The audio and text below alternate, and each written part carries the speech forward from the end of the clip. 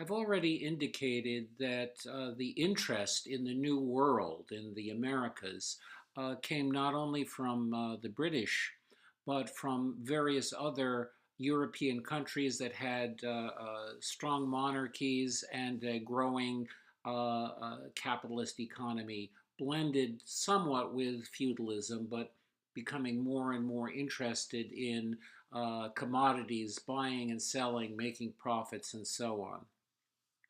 And this resulted, and by the way, it was not only the Americas that were of interest to these European powers, but also portions of Asia and Africa and so on.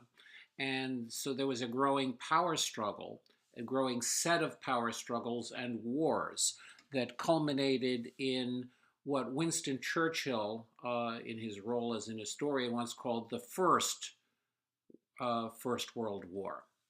And this was called the 7 Years' War, although in the Americas it was known as the French and Indian War. And who's going to control what territories, what resources, what raw materials, what potential markets? This was of concern, such concern to the ruling classes of the various European countries that they were quite prepared not to spill their own blood, but to spill the blood of those who were conscripted into its armies and navies. Um, and the colonists, the British colonists, were on the front line because uh, they had antagonized and alienated many of the Indians, and the Indians felt that they might be able to get a better ally with those who were fighting against the British. In this case, it was the French.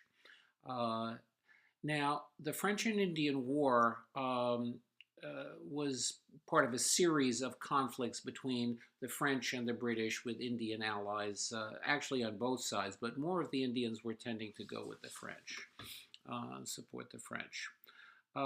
And we live in Pittsburgh, uh, and William Pitt was the Prime Minister of Britain during the French and Indian War.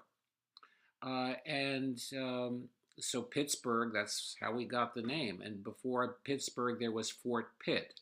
And before Fort Pitt, there was a French fort, Fort Duquesne. And also in 1754, there was a little fort that George Washington and his folks from the Virginia colony, the militia from the Virginia colony, built Fort Necessity, which is not too far from here.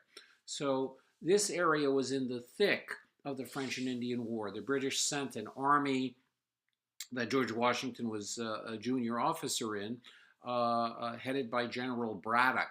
And it looked like maybe they were going to win, but they lost. They were badly defeated by the French and Indians in 1755. So the French and Indian War was a big deal and part of an even bigger global conflict over who was going to control what. Um, it was an expensive war in terms of human life, in terms of money. Britain spent a lot of money. The British government spent a lot of money, lost a lot of people, various defeats, but ultimately they won. I should add that my own family, part of my family, was involved in this. LeBlanc were from a part of Canada, not Quebec, not that part of French Canada, Montreal and so forth, but from an area known then as Acadia. Acadia was Nova Scotia and New Brunswick, Canada. And in an earlier war, King George's War, that little piece of Canada, of French Canada, was taken over by the British.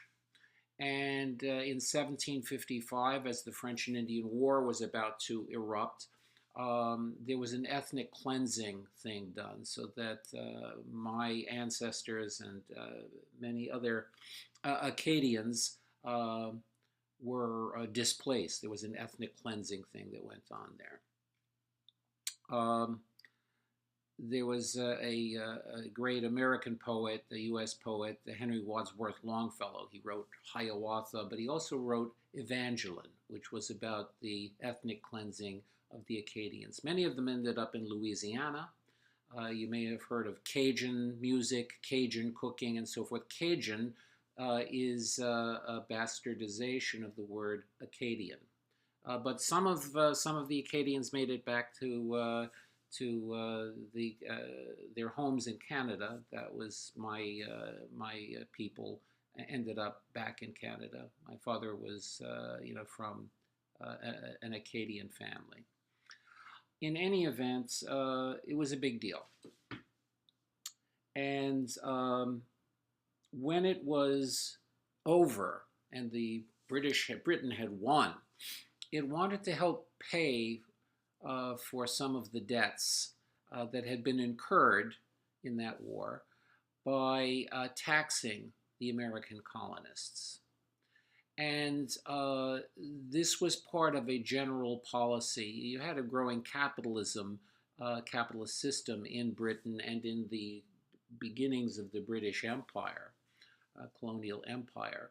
The policy that they followed was called mercantilism, which meant that the government, headed by the king and his cronies and the rich people who were in parliament, they would decide what should be done in terms of economic policy, taxation, but also who should sell what, where, and so forth and so on, in order to build up the wealth of the country, of the empire, as benefited them, that upper class. And people who were not part of the upper class of Britain that was making the policies of the king and the parliament was the upper class in the northern colonies, the merchants, and the upper class in the southern colonies, the plantation owners. And they were offended and angry at what was being done to them. There was taxation without representation, decisions made that affected their lives and their livelihoods in all kinds of ways.